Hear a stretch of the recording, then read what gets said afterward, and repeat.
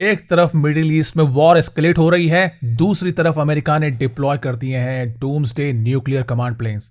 और इसी बीच इंडिया ने सडनली इमरजेंसी लॉ एक्टिवेट कर दिया है एलपीजी सप्लाई के लिए। पर सबसे शॉकिंग चीज ये है, सिर्फ 48 घंटों में billions and billions of dollars के वेपन्स यूज कर लिया है यूएस ने। और एक्सपर्ट्स वार्न कर रहे हैं ये कॉन्फ्लिक्ट ग्लोबल ऑयल क्राइसिस को ट्रिगर कर सकता है। चलो समझते हैं पूरी स्टोरी क्या है स्टेप बाय स्टेप। ये है ईरान का वॉर एस्केलेशन। मिडिल ईस्ट में सिचुएशन रैपिडली एस्केलेट हो रही है। रिपोर्ट्स के अकॉर्डिंग यूएस मिलिट्री ऑपरेशंस ने ईरान के टारगेट्स को हिट किया है और सिर्फ 48 घंटों के अंदर बिलियंस ऑफ डॉलर्स के जितने भी वर्थ ऑफ वेपन्स हैं वो यूएस यूज कर चुका है। और ये वेपन की डिप्लीशन की जो स्पीड है, यानी कि जितने ज्यादा वेपन यूज कर डाले यूएस ने अभी तक, ये बहुत ही ज्यादा शॉकिंग है एनालिस्ट्स के लिए। कुछ एक्सपर्ट्स कह रहे हैं कि अगर कॉन्फ्लिक्ट प्रोलॉन्ग हुआ तो US weapon stock piles pressure में आ सकता है, यानी कि जितना भी उनके पास स्टॉक पड़ा हुआ है अगर तुम खत्म ही करते जाओगे तो डेफिनेटली आपके ऊपर एक बहुत ज्यादा प्रेशर बनता है। और इसी बीच एक अलार्मिंग डेवलपमेंट होती है। अमेरिका ने डिप्लॉय कर दिए हैं अपने E-4B नाइट वॉच एयरक्राफ्ट, जो आप अपनी स्क्रीन पे देख रहे हैं। इन्हें कहा जाता है डूम्सडे प्लेन। ये aircraft basically flying nuclear command centre होता है। अगर कभी न्यूक्लियर वॉर हो जाए या एक्सट्रीम मिलिट्री क्राइसिस हो जाए तो यूएस प्रेसिडेंट और मिलिट्री लीडर्स इसी प्लेन से global military command centre operate कर सकते हैं। ये प्लेन्स न्यूक्लियर ब्लास्ट के बाद भी फंक्शन करने के लिए डिजाइन किया गया है। सोचिए आप इस बात को, ये सुनने में ही बहुत ज्यादा इनक्रेडिबल लगता है। मतलब सिचुएशन को एक्सट्रीमली सीरियस थ्रेट लेवल पर ट्रीट किया जा रहा है। लेकिन वॉर का इंपैक्ट सिर्फ मिलिट्री तक लिमिटेड नहीं है। सबसे बड़ा इंपैक्ट हो सकता है ग्लोबल ऑयल सप्लाई पर। अब अगली बात है ईरान के ऑयल इंफ्रास्ट्रक्चर पर बॉम्बिंग। रिपोर्ट्स के अकॉर्डिंग स्ट्राइक्स का एक ही टारगेट था, ईरान का ऑयल इंफ्रास्ट्रक्चर। अगर ऑयल रिफाइनरीज और पाइपलाइंस डैमेज होती हैं तो ग्लोबल ऑयल जो मार्केट है वो इंस्टेंटली रिएक्ट करेगा। और मिडिल ईस्ट ऑलरेडी दुनिया का सबसे लार्जेस्ट ऑयल सप्लाइंग हब है। एक्सपर्ट्स वार्न कर रहे हैं कि अगर इंफ्रास्ट्रक्चर डैमेज प्रोलॉन्ग हुआ तो इसका एनवायरमेंटल फॉल आउट बहुत ही बड़ा हो सकता है। और एनर्जी मार्केट्स के लिए इसका मतलब सिर्फ एक है, प्राइस वोलेटिलिटी। और यही रीजन है कि इंडिया इस सिचुएशन को बहुत ही क्लोजली मॉनिटर कर रहा है। अब इसमें इंडिया का इमरजेंसी मूव क्या है? कॉन्फ्लिक्ट एस्केलेट होते ही इंडिया ने एक इंपॉर्टेंट स्टेप ले लिया।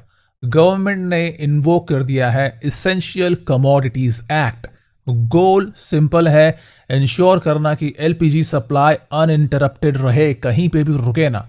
अगर कोई होर्डिंग करता है, जमाखोरी करता है या आर्टिफिशियल शॉर्टेज क्रिएट करने की कोशिश करता है तो गवर्नमेंट डायरेक्ट इंटरवेंशन करेगी। ऑयल मार्केटिंग कंपनीज को भी बोला गया है कि रेस्टोरेंट एसोसिएशन के साथ बैठकर मीटिंग करो ताकि एलपीजी सप्लाई चेन में जो प्रॉब्लम्स आ रही हैं उन्हें समझा जा सके और सॉल्व किया जा सके। मतलब India already preventive action mode में आ चुका है। अब इसमें रशियन ऑयल एंगल है क्या? इन सब वॉर के बीच में ही इंडिया ने एक बहुत ही ज्यादा स्ट्रॉन्ग डिप्लोमेटिक स्टेटमेंट दे दिया है।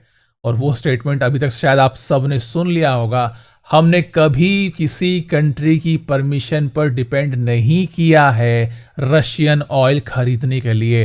अरे वाह, क्या ही कमेंट था ये तो। मुझे तो मजा आ गया जैसे ही मैंने ये स्टेटमेंट सुना। ये स्टेटमेंट डायरेक्टली वेस्टर्न प्रेशर और सैंक्शंस डिबेट से लिंक्ड है।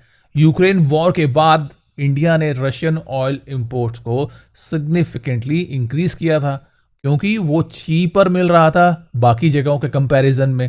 और अगर middle east supply chain unstable होती है तो रशियन ऑयल इंडिया के लिए बहुत बड़ा स्ट्रेटेजिक मूव हो सकता है और बिल्कुल होगा भी। अब इसमें जो ग्लोबल डिप्लोमेसी है उसके हालचाल क्या चल रहे हैं उस पर डिस्कशन करते हैं। वॉर को कंट्रोल करने के अटेम्प्ट भी चल रहे हैं जिसमें रिपोर्ट्स के according Vladimir Putin Donald Trump के बीच में एक फोन कॉल पर बात हुई है जिसमें ईरान कॉन्फ्लिक्ट को जल्दी एंड करने के प्रपोजल पर डिस्कशन हुआ है।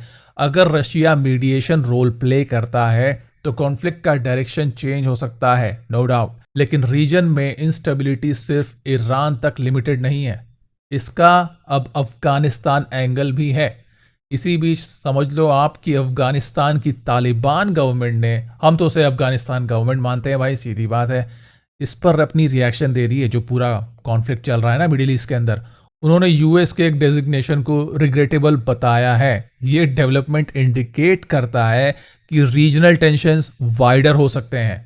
मतलब मिडिल ईस्ट और सराउंडिंग रीजन में जियोपॉलिटिकल प्रेशर बढ़ रहा है। और पाकिस्तान का भी जो इसमें अफगानियों पर अटैक्स चल रहा है, डे बाय डे जो वो एयर स्ट्राइक्स किए जा रहे हैं, ना अफगानिस्तान को ये पसंद आ रहा है और ना ही मिडिल ईस्ट में जो हरकतें चल रही हैं, ना अफगानिस्तान को वो पसंद आ रही है। तो यहाँ पे बड़ी पिक्चर है क्या? अगर ईरान कॉन्फ्लिक्ट प्रोलॉन्ग हुआ तो दुनिया के सामने 3 मेजर रिस्क हो सकते हैं। ऑयल प्राइसेस स्पाइक्स हो जाएंगे, सप्लाई चेन डिसरप्ट हो जाएगी और ग्लोबल इकोनॉमिक इंस्टेबिलिटी आएगी। इस वजह से दुनिया के मेजर प्लेयर अब सिचुएशन को एक्सट्रीमली क्लोजली मॉनिटर कर रहे हैं। इंडिया एलपीजी सप्लाई सिक्योर कर रहा है, अमेरिका मिलिट्री एस्केलेशन प्रिपेयर कर रहा है, रशिया डिप्लोमेटिक सोल्यूशन को एक्सप्लोर कर रहा है। यहाँ सबसे बड़ा क्वेश्चन ये है कि क्या ये कॉन्फ्लिक्ट जल्दी कंट्रोल हो जाएगा या फिर ये नेक्स्ट ग्लोबल एनर्जी क्राइसिस बनने वाला है। आने वाले कुछ दिन बहुत ही ज्यादा डिसाइसिव हो सकते हैं।